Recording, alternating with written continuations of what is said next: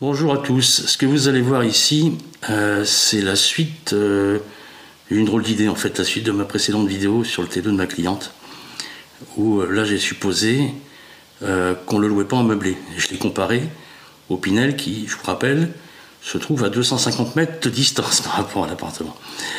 Donc voilà, je vais faire court. Pensez à vous abonner, mettez un petit like sous la vidéo si vous aimez ce que je fais, ça m'encourage.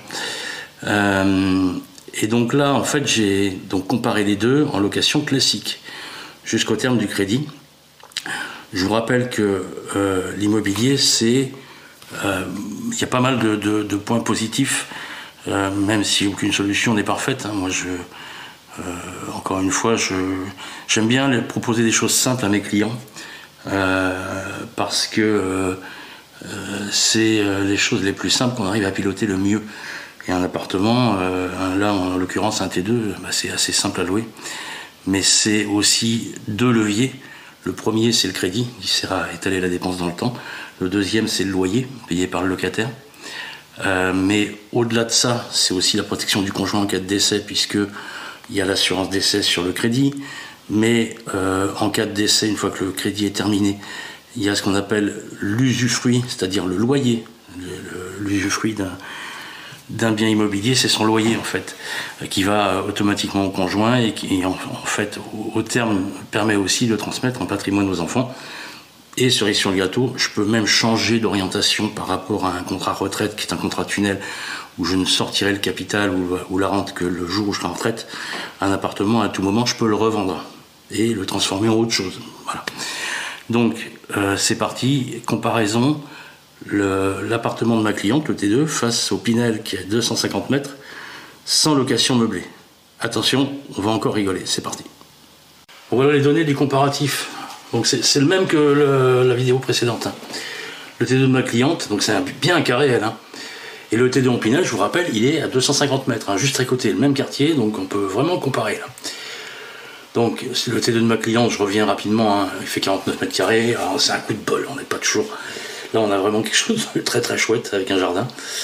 On fait une remise en état complète de la cuisine, de la salle de bain, parce que c'est un peu vieillot, puis c'est une salle de bain qui était pour une personne handicapée. Mur du séjour, parquet flottant, on remet un parquet flottant parce que dans le séjour cuisine, le sol n'est pas terrible. Donc, le prix total, j'ai retiré 146 624, j'ai retiré le mobilier et l'électroménager. Je suis toujours sur un crédit de 20 ans avec apport des frais de notaire. Là, en l'occurrence, je l'avais déjà dit, les frais de notaire sont réduits, mais j'ai fait comme s'ils n'étaient pas réduits. Voilà, pour pas... on va dire que c'est un cas général. Voilà. Le loyer, il est à 750. Alors, je l'ai revalorisé que à 1% par an, alors que depuis maintenant 3 ans, je crois, on est à plus de 3% par an, dû à l'inflation. Mais bon, j'aurais dû mettre 1,5, enfin bon, bref. Peu importe.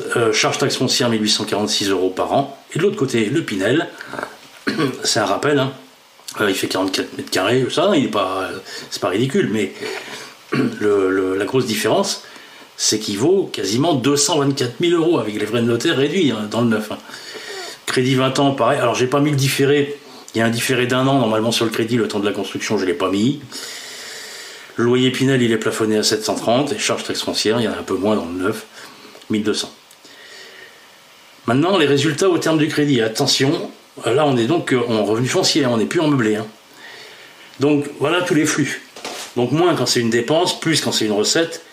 Donc pour savoir combien il m'a coûté, c'est le total des loyers que j'ai encaissé dans l'année, moins ce que j'ai payé en crédit, moins les charges de copropriété, frais d'agence, assurance, taxe foncière, et moins la fiscalité, puisque là on est en revenu foncier. Donc il y a une fiscalité sur les loyers. Donc quand je dis fiscalité, c'est impôts et prélèvements sociaux, il y a les deux. Et le coût total, c'est quoi? C'est la somme de tous ces flux, les plus et les moins. 85 207, plus les 10 000 € d'apport des frais de notaire au départ, il est revenu à 95 000. Rappelez-vous, il vaut quasiment 150 000 au départ. Voilà, il revient à 95 000, malgré le fait qu'effectivement il n'est pas en meublé, ce coup-ci il est en revenu foncier. Le Pinel, on voit bien que ça pique tout de suite au niveau du crédit, notamment parce que forcément il est beaucoup plus cher à l'achat.